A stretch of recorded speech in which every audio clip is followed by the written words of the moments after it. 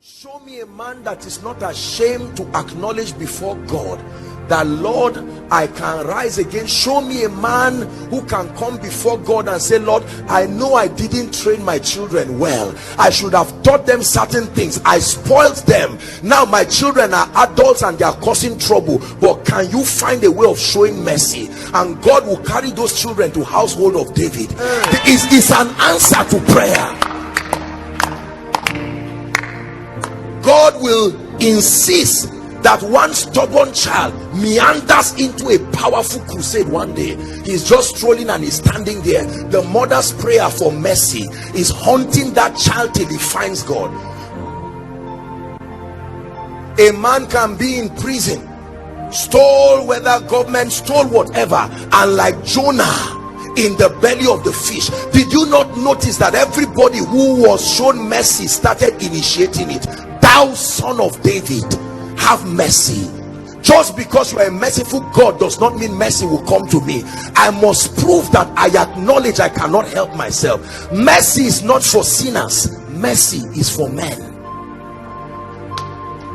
We are very embarrassed to admit and accept mercy, because every time we say we need mercy, we don't want to give an impression like we were sinners who have committed something. The condition for mercy is that you acknowledge you are a man.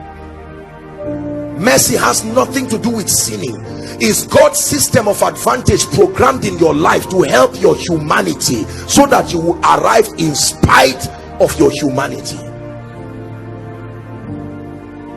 There are preachers who may never have the opportunity to settle down and study scripture, and now you are a pastor, you are busy, maybe you just came back somewhere and you have to preach, and in the name of honesty, you know you did not prepare anything, and you just, as at the point you are on the stage, you are not even sure of what you are going to say, but you can stand and say, Lord, have mercy. You know that I truly did not prepare. It's not a product of carelessness. My humanity caught up with me. I needed to send my children to school, and suddenly that grace from heaven, and that becomes the message that will be one of the greatest message you have preached. And every time you hear that message, it reminds you that this is how far God came to help you.